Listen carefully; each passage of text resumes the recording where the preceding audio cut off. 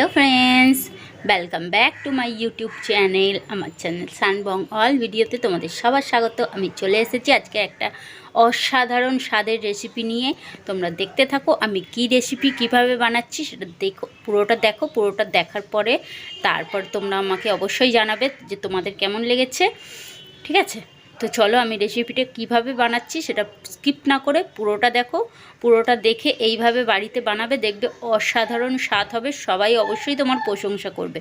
ঠিক আছে, তো চলো এবার আমি রেসিপিটা বানাচ্ছি, কিভাবে বানাচ্ছি সেটা দেখো। আর ভিডিওতে যাওয়ার আগে একবার তোমাদের মনে করিয়ে দিই, তোমরা যদি এখনও আমার চ্যানেলে নতুন হও তো প্লিজ আমার চ্যানেলটিকে সাবস্ক্রাইব করে পাশে থাকা বেল আইকনটাকে অল করে দাও, তাকে আমি যখন যা ভিডিও ছাড়বো সেটা আগে তোমাদের কাছে পৌঁছে যাবে, তোমরা সেটা আগে দেখে নিতে পারবে।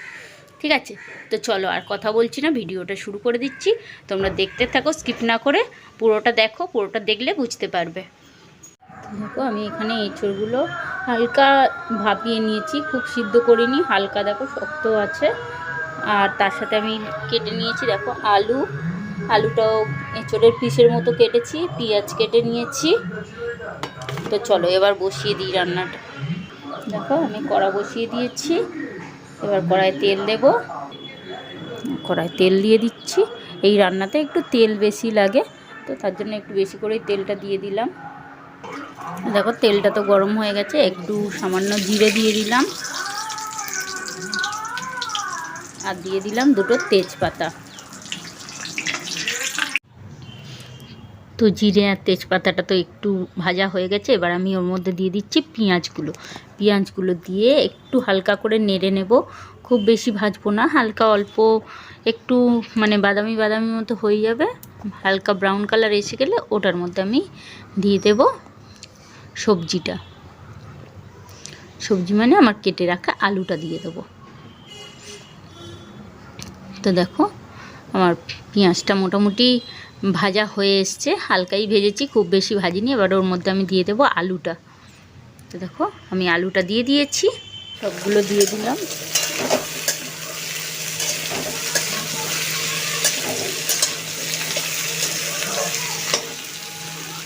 এবার আলুটাকে একটু ভেজে নেব হালকা করে।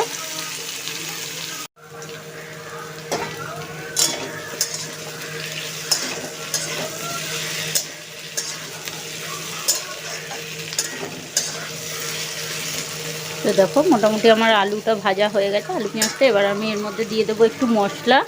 তো আমি আদা রসুন একসাথে বেটে রেখেছি, তো আদা রসুন বাটাটা দিয়ে দিলাম। মিক্সিতে বেটেছি তার জন্য একসাথেই বেটে নিয়েছি। আর একটা টমেটো বেটে রেখেছি, একটা টমেটো বেটে রেখেছি আর একটা টমেটো আমি কেটে দিচ্ছি। একটা টমেটোকে কেটে দিলাম। এবার একটু ভালো করে কষে নিই এটাকে। তো দেখো আমার তো এটা মশলাটা কষা হয়ে গেছে, এবার এর মধ্যে আমি দিয়ে দেব মশলা দিয়ে দেব। দেখো আমি 1 চামচ দিচ্ছি গুঁড়ো লঙ্কা, ঝালের জন্য স্বাদ মতো যেরকম ঝাল খাবে সেরকম দেবে। আর দিয়ে দিচ্ছি 1 চামচ জিরে আর ধনিয়া গুঁড়ো একসাথে মিক্স করা, সেটা দিয়ে দিলাম। আর হলুদটা দিয়ে দিচ্ছি পরিমাণ মতো। ঠিক আছে, তো চলো এবার এটাকে ভালো করে কষা যাক।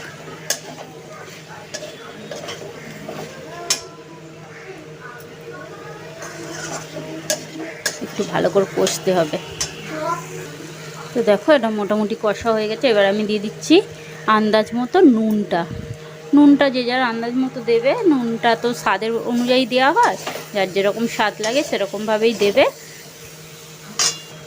আর আমি দিয়ে দিচ্ছি অল্প করে চিনি, যেটা তরকারির টেস্টটাকে চেঞ্জ করে দেয়। চলো এবার আর একটু ভালো করে কষি, যখন তেল ছাড়বে তারপরে আমি এঁচড়টাকে দেবো। এমনি মোটামুটি তেল ছেড়েই দিয়েছে, দেখো কড়ার গায়ে এখন মোটামুটি তেল ছেড়ে দিয়েছে। আর একটু কষে নেব, যেহেতু নুন আর চিনিটা এখন দিলাম, চিনিটা দিলে তরকারির টেস্ট হয় ভালো। তো দেখো এটা আমার ভালো করে কষা হয়ে গেছে, এবার এর মধ্যে আমি দিয়ে দেব এঁচড়টা, যেটা আমি আগে থেকে সিদ্ধ করে রেখেছিলাম। এটা হালকা সিদ্ধ করে রাখলে কি হয়, এর মানে যে একটা তিতো তিতো ভাব থাকে, তো কষ যেটা থাকে এঁচোড়ে সেটা বেরিয়ে যায়। তো তার জন্য আমি হালকাই সিদ্ধ করেছি, খুব বেশি করিনি। কুকারে একটা সিটি দিয়ে সাথে সাথে আমি খুলে নিয়েছি। একেবারে কাঁচা এঁচোড়টা দিলে একটু তিতো তিতো মতো হয়, তো তার জন্য আমি এঁচোড়টাকে হালকা সিদ্ধ করে নিয়েছি। তোমরাও সিদ্ধ করে নেবে, দেখবে এঁচোড়টার দারুণ টেস্ট হবে, কোনো তিতো ভাব থাকবে না। আরও সামান্য একটু আমি কষবো এটাকে, যেহেতু এঁচোড়টা এখন দিলাম, তো আরও সামান্য একটু কষবো, কষে তারপরে জল দেব। এইভাবে তোমরা বাড়িতে একদিন বানিয়ে দেখবে, দারুণ টেস্ট হয় আর খেতেও মানে খুব ভালো লাগবে, সবাই প্রশংসা অবশ্যই করবে। আর বলে দিই, যারা নতুন বন্ধু এসেছো তোমাদেরকে অসংখ্য ধন্যবাদ। তোমরা তোমাদের মূল্যবান সময় থেকে সময় বার করে এসেছো আমার ভিডিওটাকে ওয়াচ করছো, তার জন্য। আর যারা পুরনো বন্ধু আছে তাদেরকেও অসংখ্য ধন্যবাদ, তারা সবসময় আমার পাশে আছে, আমার সাপোর্টে আছে। তাদের সাপোর্ট ছাড়া তো আমি এগোতে পারতাম না। নতুন বন্ধুরা তোমরাও প্লিজ একটু সাপোর্ট করো, তাহলে আমি এগিয়ে যেতে পারবো। আর আমার রেসিপিটা কেমন লাগলো সেটা তোমরা কমেন্ট বক্সে জানাতে ভুলো না, ঠিক আছে? সবাই অবশ্যই একটা করে লাইক করে দেবে আর কমেন্ট বক্সে জানিয়ে দেবে যে তোমাদের কেমন লেগেছে রেসিপিটা, ঠিক আছে? চলো আরেকটু কষা হোক। তো দেখো আমার তো এটা পুরো কষা হয়ে গেছে। এবার আমি এতে দিয়ে দেব পরিমাণ মতো জল, যেটা আমার আলু এঁচোড়টা সিদ্ধ হবে তার জন্য।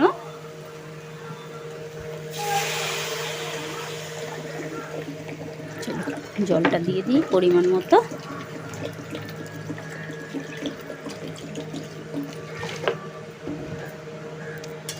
দিয়ে দিলাম, খুব বেশি দিলাম না, অল্পই দিয়েছি। এটা পুরোটা শুকনো হয়ে যাবে, শুকনো হয়ে একদম কষা কষা হবে, সিদ্ধ হবে, তার জন্য একটু বেশি করে জলটা দিয়ে দিলাম। সিদ্ধ হতে হতে একদম শুকিয়ে যাবে, সেই জন্য। চলো এবার একটু ঢাকা দিয়ে দিই।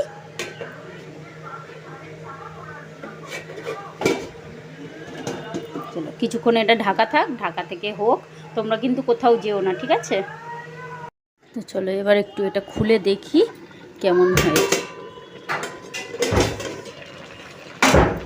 দেখো এটা পুরো জলটা শুকিয়ে গেছে, অল্প আছে। তো দেখো আমার রেসিপিটা তো হয়ে গেছে। যদি তোমাদের কেমন লাগলো সেটা তোমরা আমাকে জানাও, যে তোমাদের কেমন লেগেছে রেসিপিটা, ঠিক আছে? তো চলো টাটা বাই বাই, আমি এখানেই শেষ করে দিচ্ছি। সবাই ভালো থেকো, সুস্থ থেকো, আনন্দে থেকো। আমিও ভালো থাকবো, সুস্থ থাকবো, আনন্দে থাকবো। আবার আসবো তোমাদের সামনে নতুন নতুন রেসিপি নিয়ে।